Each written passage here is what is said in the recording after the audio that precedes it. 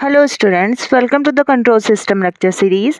आज का हमारा कंट्रोल सिस्टम लेक्चर सीरीज़ का लेक्चर नंबर 18 है, जिसमें हम समझने वाले हैं क्लासिफिकेशन ऑफ सिस्टम।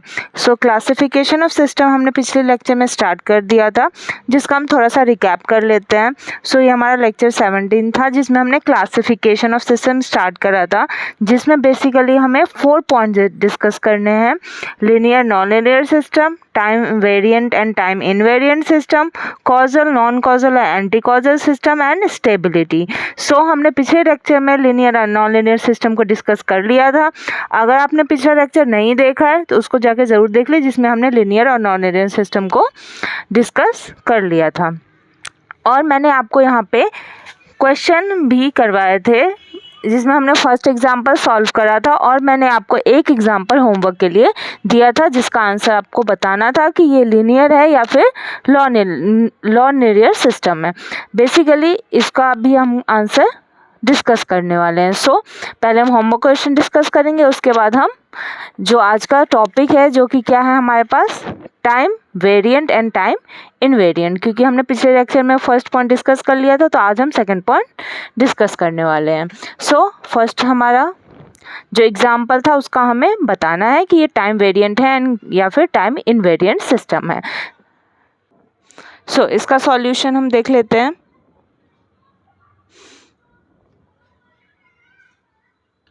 सो यहाँ पे जो हमारा, अगर हम एज्यूम करें y1t हमारे पास क्या हो जाएगा, ये हो जाएगा x1t होल स्क्वायर।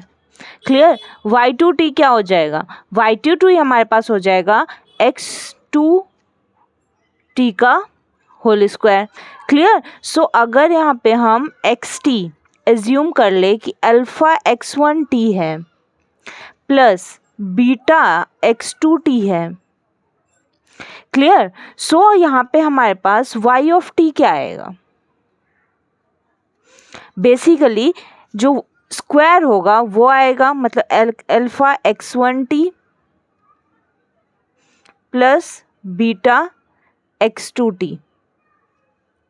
ठीक है, इसका क्या आएगा, होल स्क्वायर आ जाएगा। सो अगर आप इस होल स्क्वायर को ओपन करेंगे तो आपके पास क्या आएगा, आपको पता है कि हम फॉर्मूला क्या लाएंगे, A square plus B square plus 2ab। तो यहाँ पे हमारे पास A square plus B square plus 2ab आएगा। लेकिन अगर मैं यहाँ से y ऑफ t निकालूँ तो क्या आएगा, x1 का होल स्क्वायर प्लस x2 का होल स्क्वायर। ठीक है, अल्फा टाइम्स और बीटा टाइम्स। तो ये दोनों क्या है, ये दोनों इक्वल नहीं है। क्लियर। क्योंकि आप जब भी होल स्क्वायर को ओपन करेंगे तो उसमें 2ab का टर्म भी आएगा, और इसमें ओनली होल स्क्वायर है, होल स्क्वायर प्लस हो रहा है, तो इस वजह से ये इक्वल नहीं है। और ये जो हमारे पास सिस्टम होगा, ये मेरे पास नॉन लीनियर होगा। क्लियर है। सो ये है मेरे पास नॉन लीनियर सिस्टम का एग्जाम्पल, और जो हमने कल डिस्कस करा था पिछली क्लास में, वो हमारे पास लीनियर सिस्टम का एग्जाम्पल था। सो आई होप आपको लीनियर और नॉन लीनियर समझ में आ गया होगा। पिछला लेक्चर ज़रूर जाके देख लें। पूरे जो हमारे पास प्लेलिस्ट है उसका भी डिस्क्रिप्शन में लिंक दिया हुआ है, तो उसको भी जाके ज़रूर देखें। क्लियर। नाउ आज हम डिस्कस करने वाले हैं क्या, time variant and time invariant system. So हम स्टार्ट करते हैं लीनियर और नॉन लीनियर सिस्टम के बारे में। सो ये है हमारे पास सेकंड टॉपिक, सॉरी ये हमारे पास क्या है, टाइम वेरिएंट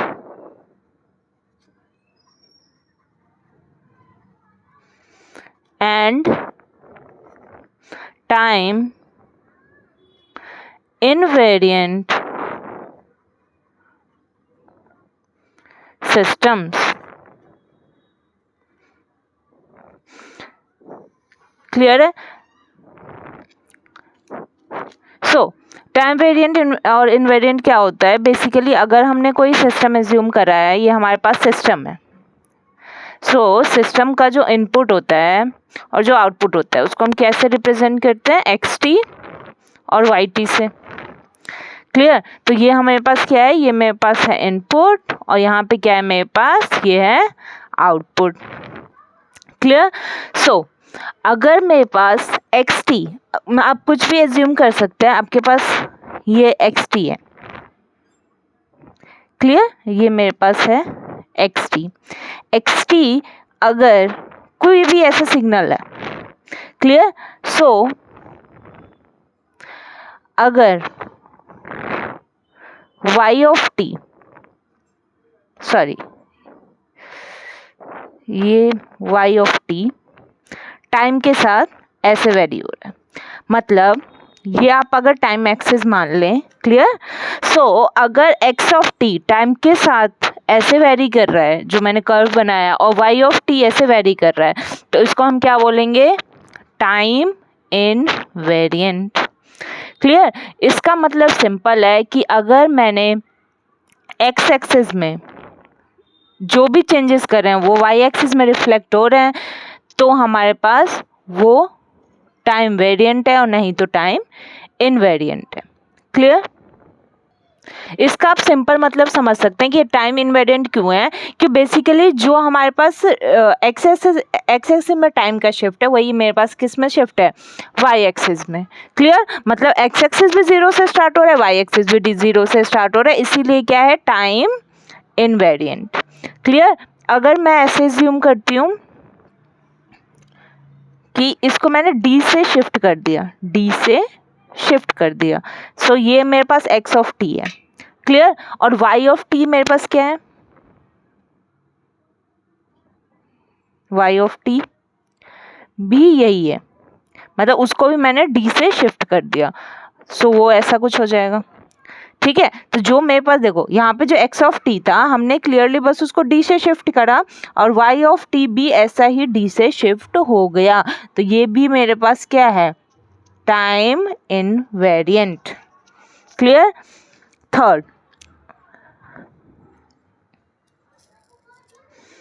थर्ड में हम क्या करेंगे, पीछे शिफ्ट कर रहे हैं सिग्नल को, ये हमने यहाँ से सिग्नल को शिफ्ट कर दिया, सो ये मेरे पास ये मेरे पास क्या हो गया, x of T plus D हो गया, ये x of T minus D हो गया, सो यहाँ पे मेरे पास जो वाई ऑफ टी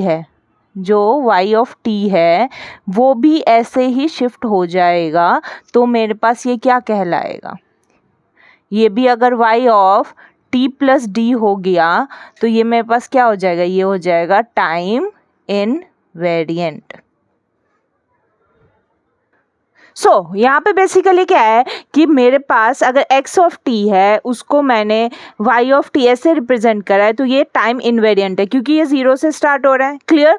अगर मैंने x of t minus D कर दिया, तो y ऑफ t भी हमारे पास क्या हो गया, ये क्या हो गया, y of t minus D हो गया, सो ये क्या हो गया, ये भी हो गया टाइम इनवेरिएंट, क्योंकि जैसे मैंने x को शिफ्ट किया वैसे ही y शिफ्ट हो रहा है, ठीक है। नाउ अगर मैंने x of t plus D किया तो y of t plus D हो गया, तो ये भी क्या है मेरे पास, टाइम इनवेरिएंट। लेकिन आप अगर इसके रिस्पेक्ट में इसको देखें, ये तो ये क्या हो जाएगा, टाइम वेरिएंट, क्यों, क्योंकि x ऑफ t 0 से स्टार्ट हो रहा है, लेकिन y ऑफ t क्या है, t माइनस डी। अगर आप इसके रिस्पेक्ट में इसको देखें तो भी क्या है, ये टाइम वेरिएंट, क्यों, क्योंकि यहाँ पे x ऑफ टी है, लेकिन y ऑफ टी क्या है, t प्लस डी, क्लियर। ऐसे ही अगर आप इसके रिस्पेक्ट में इन दोनों को देखें, इसके रिस्पेक्ट में इन दोनों को देखें, तो ये क्या है, ये टाइम वेरिएंट है, बेसिकली आप समझेंगे तो हमारे पास x में अगर हम टाइम का शिफ्ट करते हैं, तो सेम टाइम का शिफ्टिंग हमारे पास y ऑफ t में अगर होगा तो टाइम इनवेरिएंट होगा, और अगर ऐसा नहीं हो पाता है तो वो टाइम वेरिएंट सिस्टम कहलाता है, क्लियर। नाउ इसको हम यहाँ पे नोट करेंगे कि if constant delay in output, sorry, in input, if constant delay in input, if provide constant delay in output system, तो हमारे पास क्या हो जाएगा, अगर कांस्टेंट डिले हम इनपुट में प्रोवाइड कर रहे हैं, वही कांस्टेंट डिले हमें आउटपुट में मिल रहा है, तो क्या हो जाएगा, is TIV, time invariant. Otherwise वो क्या हो जाएगा, system is time variant. So I hope ये पॉइंट क्लियर हो गया होगा कि हम कब टाइम वेरिएंट समझेंगे और कब टाइम इनवेरिएंट समझेंगे किसी भी सिस्टम को। अगर हम कांस्टेंट डिले प्रोवाइड कर रहे हैं इनपुट में, तो वही कांस्टेंट डिले हमारे पास अगर आउटपुट में आ रहा है तो टाइम इनवेरिएंट सिस्टम है, अदरवाइज वो टाइम वेरिएंट सिस्टम का एग्जाम्पल होगा। सो क्लियर है आप लोगों को। यही सेम चीज़ मैं आपको एक ब्लॉक डायग्राम से समझा देती हूँ। हमारे पास अगर कोई x ऑफ t है, ठीक है, अगर उस x ऑफ t में आपने कोई आउटपुट डिले प्रोवाइड कराया, ये है मेरे पास सिस्टम, क्लियर। जो y ऑफ t यहाँ से होगा वो क्या हो जाएगा, डिलेड, तो उसको हम क्या बोलेंगे, y of t minus D, clear. Input delay,